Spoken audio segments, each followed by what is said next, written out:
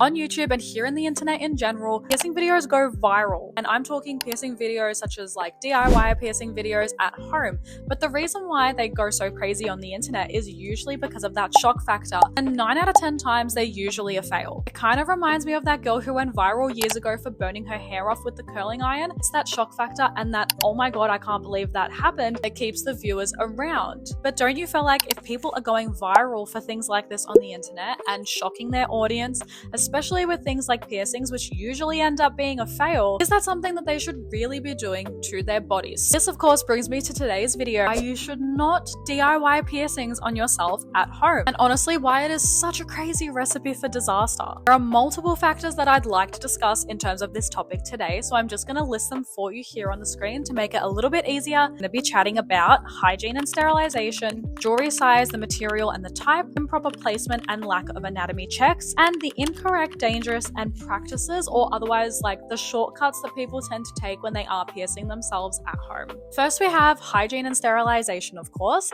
I imagine most people when piercing themselves at home, they're not actually in a sterile environment. They're usually either on their bedroom floor, at their friend's house, or in the school bathroom. There is so much wrong with this if your environment is not sterile, so let's list a few together. We've got that the area, of course, has not been sanitized. If there is a sink, it's usually not accessible, not clean, probably has dirty dishes in it, or it's just not clean to a medical standard at all, or there's not separate sinks either if you are dealing with blood or tools. The correct hand wash and sanitization for your hands is not available. The equipment is not sterile usually either. Surfaces aren't sterile either, and you also don't have a sharps container if you're dealing with things like needles, which is dangerous to other people that live in the environment or other people that come in contact with the environment in general. To sum it up, it is practically impossible to ensure that the environment that you're in is going to be medically sterile, to ensure that you are not going to have any risk of infection or cross-contamination when piercing yourself. So I'm sure you get the gist with that. Now moving on to the next, it is the jewelry issue and the issue of not having the correct sizing or materials available to you. Especially when you're coming in contact with things like piercing guns, usually those piercing kits that you get online with the little spring-loaded device that they call it, that is still a piercing gun. And if you're loading the jewelry into that and the jewelry that it comes with, usually as well, this jewelry is one, not fit to be in a healing part of the body. It's probably going to tarnish. It might not be waterproof.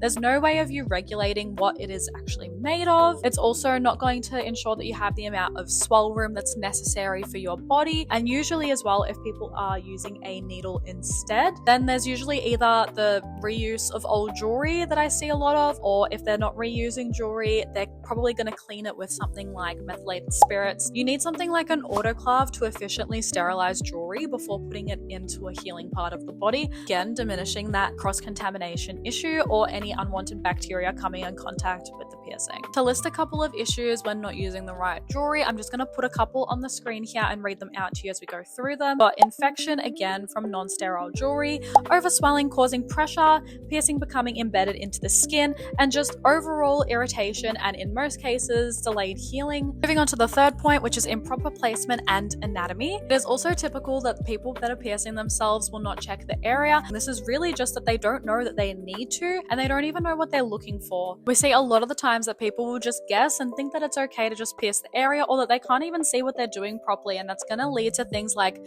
a shallow piercing, or maybe even the opposite of that, and they're going to pierce the area too deep. This all stems to things like lack of knowledge, and also just even not being able to see properly the area that you're piercing in the mirror, and also hesitation, maybe even not even checking the anatomy of the area properly. There's just so many things. This is why piercers are trained, so that they can look at the area, assess what's going to be best fit for your body, pierce it properly, and make sure that it's going to heal perfectly in your body, of course with the proper aftercare advice. But they're going to ensure that this piercing is going to stick around for the long term, and they're going to do their best to ensure that that's a possibility for you. This then brings me to my last point, which is the overall dangerousness of the issue, and also just taking random shortcuts. Some of the dangers that you can encounter from DIY piercings are things such as cross-contamination of blood-borne viruses, damage to glands, veins, and more, risking bleeding a lot. So especially if you're, not used to blood, or you don't know how to handle handle or deal with blood and you accidentally nick a vein or something like that. This is not debilitating, of course, but it's going to be really, really scary for you just seeing lots and lots of blood and not knowing what to do and not having anyone near you